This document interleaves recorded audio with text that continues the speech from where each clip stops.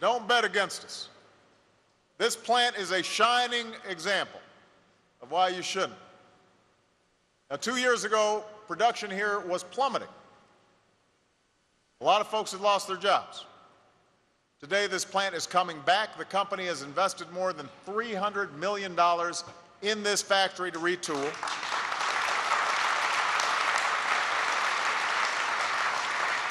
But it gets better. Sergio just told me today Chrysler is announcing an additional investment of more than $800 million in its Kokomo facilities. $800 million.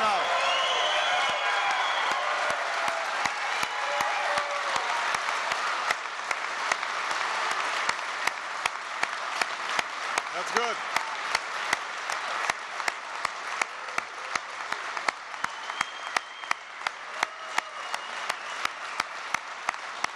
That's good news. That's real money, $800 million. Say, the mayor's got a big grin on his face. You're pretty happy about that. Over the next few years, folks here expect to manufacture more transmissions than ever before. And as a result, hundreds of workers are back on the job. And Jeremy said we're going to be hiring more. This includes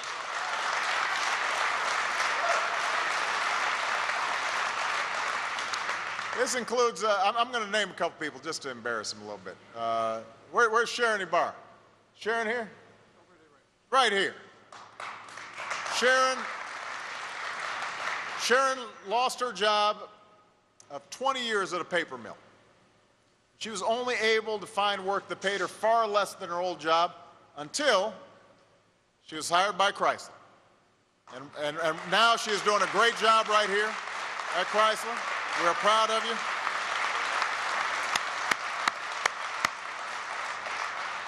Jim Farod is here. Where's Jim? Jim's right next to her.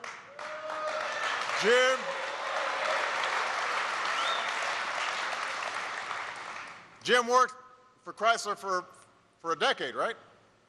Then he lost his job when the plant he worked at in Newcastle shut down.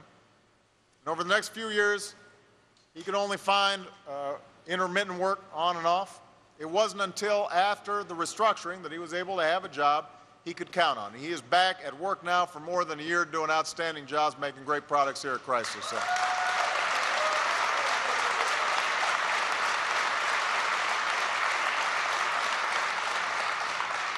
At a plant down the road, workers are manufacturing parts for hybrid vehicles. That's already led to dozens of jobs and will lead to nearly 200 jobs over the next few years. A few miles outside of Kokomo, in Tipton, a clean energy company called Abound is going to be able to hire 900 workers, taking over a plant that had to shut down a few years ago. So a factory that was empty and dark will come back to life. And when people have a paycheck, as Joe said, they can go to the store, they're able to spend. That helps the economy grow. And so on Main Street in Kokomo, we're seeing a revival with new businesses opening downtown.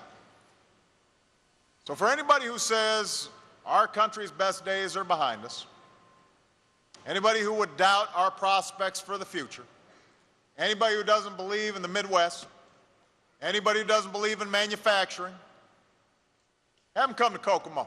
Have them come to Kokomo. Come here.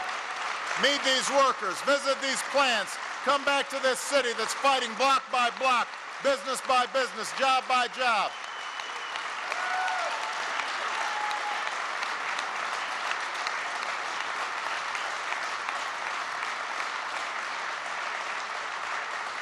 This is a reminder of what we do as Americans, what we can do as Americans when we come together.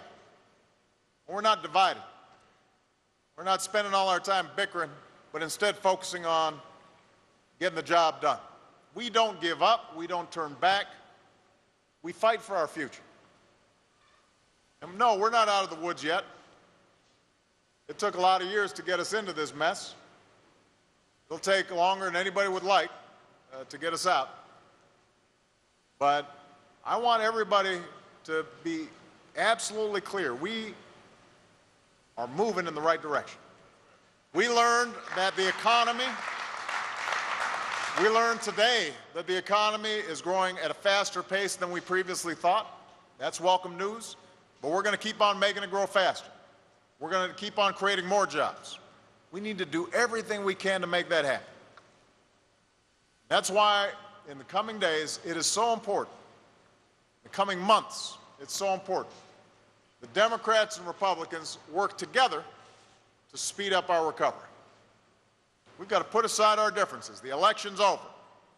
We've got to find places where we can agree. We've got to remember the most important contest we face, it's not between Democrats and Republicans. It's between America and our economic competitors. Other nations are already making investments. Other nations are making investments in education, energy, and infrastructure, technology, because they know that's how they're going to be able to attract the new jobs of the future. And throughout our history, Democrats and Republicans have agreed on making these investments. If we don't want to cede our economic leadership to nations like China, we've got to do the same today. We've got to make sure our workers have the skills and the training to compete with any workers in the world. We should give our businesses more incentive to invest in research and innovation that leads to new jobs and new products and new industries like the ones we're seeing here in Kokomo. We should make it easier, not harder, for middle-class families to get ahead. I'll give you an example on taxes. Next year, taxes are set to go up for middle-class families unless Congress acts. If we don't act by the end of the year, a typical middle-class family will wake up on January 1st to a tax increase of $3,000 per year. So in the next few weeks, I'm asking Congress to take up this issue. The last thing we can afford to do right now is raise taxes on middle-class families. If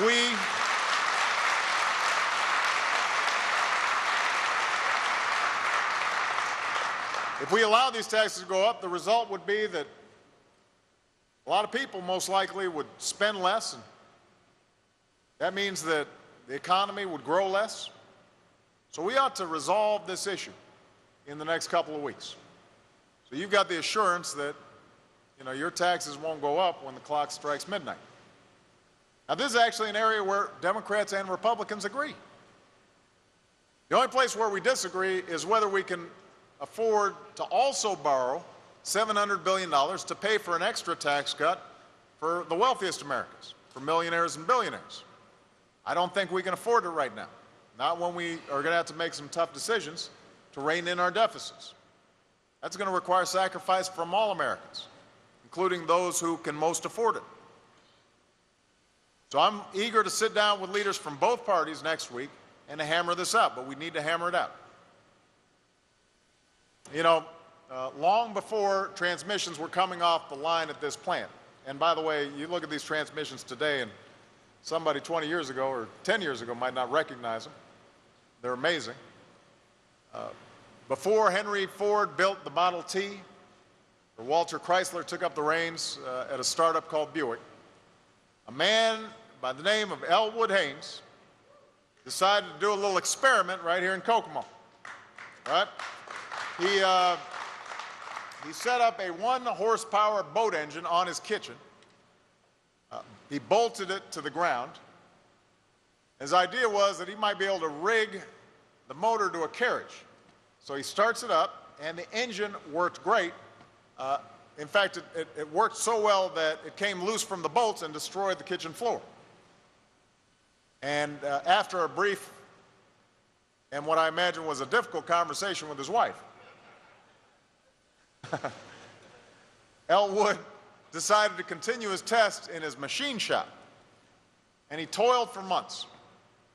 But when he was finished, he had completed one of the earliest working automobiles ever built in America, and he named it the Pioneer.